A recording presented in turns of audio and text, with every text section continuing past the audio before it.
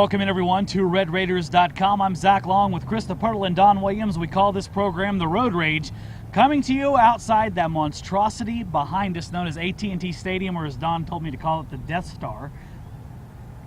Jerry World. Jerry World. He said Death Star earlier, I promise.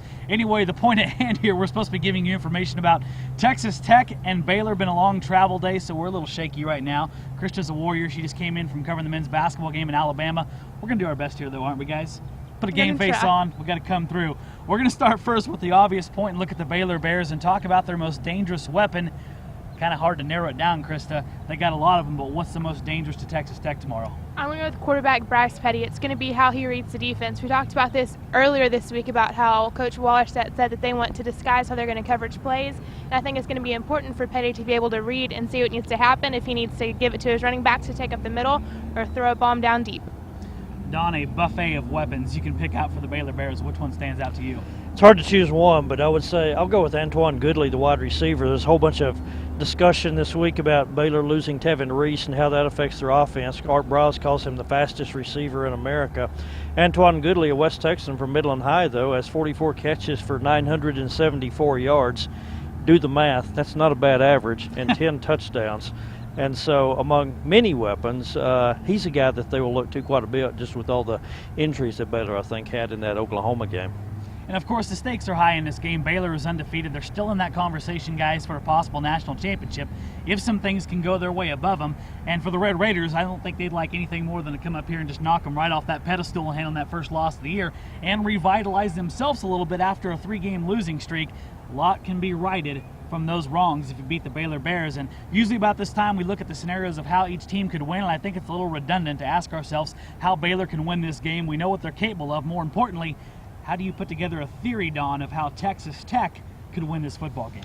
Well, you have to do everything right. You're a 4-touchdown underdog, so you have to score touchdowns instead of field goals. You have to take advantage, keep Jason Morrow on the roll that he has been on.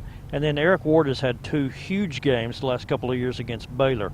Double-digit catches a couple of years ago, I think 16 catches, a couple of 100-yard games, 3 touchdowns the last 2 years. Defensively, you have to hit Bryce Petty, hit him, rush him, blindside him. Maybe you got to get him out of rhythm, off balance. You got to get a few 3-and-outs defensively, and then you have to win the turnover battle, which is something that Texas Tech just has absolutely not done during Big 12 conference play. But maybe you get a couple, get a fluke, get a tipped interception, something like that. But all things have to come together for you to have a shot at this one. And above all, you got to play with emotion and come out really fired up early in the game and take control. The Bears have only been behind 9 minutes out of the last 10 games that they have played. So you need to get them a little bit shaky and uncertain so that they're not just playing, their offense isn't just playing pitch and catch. Don paints a very rosy picture here if you're a Red Raider fan, Krista. And last year, this game, though, one of the most entertaining all year. I know Texas Tech came out on the negative end of that, but from a coverage standpoint, it was one of those exciting games, and it was also start of that resurgence of a Baylor program, and they haven't skipped a beat since then. How could Texas Tech knock them off that pedestal? I think one thing that Jason Morrow talked about on Monday is that they don't need to start out in a hole. It was hard for them the past 2 weeks trying to come back from a double-digit margin down. So I think they need to come out really fast, and I'm just going to go out on a limb here and say that Tech and Baylor are rivals, whether either school wants to admit it or not. I would agree. And I think that this game is huge for both teams just because they're rivals. And so if Tech can come out and beat Baylor, that's going to be huge. And if Baylor can come out and beat Tech, that's going to be huge to go on to 9-0. And, it's already a good atmosphere up here. We haven't been up here very long, but we've seen plenty of green and gold and plenty of red and black. Fans all over. Should be a heck of an environment. They had opened up some additional tickets this week.